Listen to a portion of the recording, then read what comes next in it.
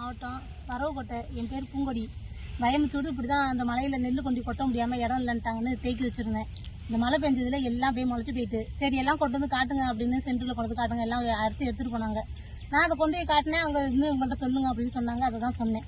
முளைச்சி கிடக்கு. இன்னும் இந்த மழைனால நான் அறுக்க முடியல. இன்னைக்கு கூட மழை பெஞ்சு எல்லாம் பாதிக்கு முக்கால்வாசி எல்லாம் ஒரு வயசு ஃபுல்லாகவே போயிடுச்சு. பாக்கி எல்லாமே முளைச்சி தான் கிடக்குது.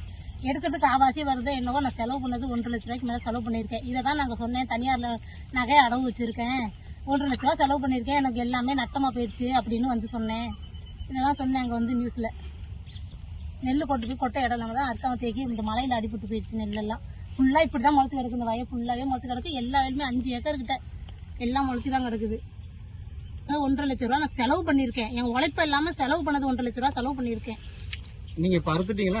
இன்னும் அறுக்கல. நெல் அப்படியே கிடக்கு. இந்த பாருங்க எல்லாமே முளைச்சி கிடக்கு. நைட்டு கூட மழை பெஞ்சிருச்சு. சென்டரில் இருக்கிறத கொஞ்சம் நேரத்தாச்சும் அறுக்குன்னு பார்த்தா நைட்டு மழை வந்து பெஞ்சிருச்சு. பிசுன்னு கூட வந்து நிற்கிது. இனிமேல் இருக்கிறதையாச்சும் அறுக்கணும். எல்லா வயலுமே முளைச்சி தான் கிடக்கு. இப்படி தான் கிடக்கு. என்ன வருதோ இல்லை சென்டரில் முதல்ல எடுக்கிறாங்களான்னு தெரியல. எல்லாம் நாத்தோடையே இருக்கு. நான் அறுத்து கொட்டி சென்டரில் என்ன பண்ண போறாங்கன்னு தெரியல. நெல் முளைச்சி நாத்தோட இருக்கு என்னன்னு தெரியல. அறுத்து கொண்டு கொட்டுவோம், என்ன பண்றாங்கன்னு பார்ப்போம்.